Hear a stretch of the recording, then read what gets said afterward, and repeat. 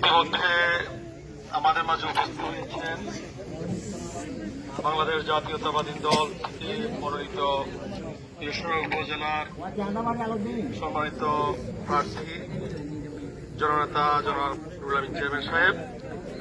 আমি আমার ব্যক্তিগত পক্ষ থেকে আমার বাড়িতে ওনাকে স্বাগতম জানাচ্ছি।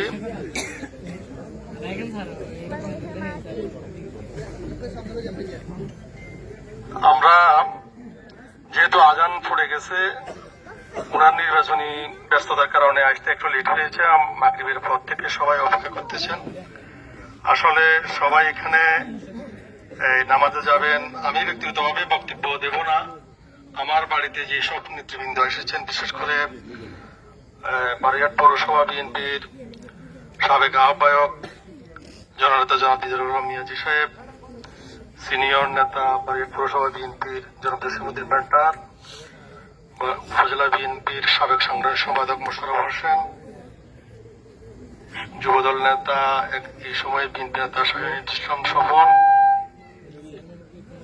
আমার বড় ভাই জ্যাঠাতো ভাই আইয়ুব খান, সাবেক ছাত্র নেতা, বিএনপি নেতা, সিনিয়র যুগ্ম আহ্বায়ক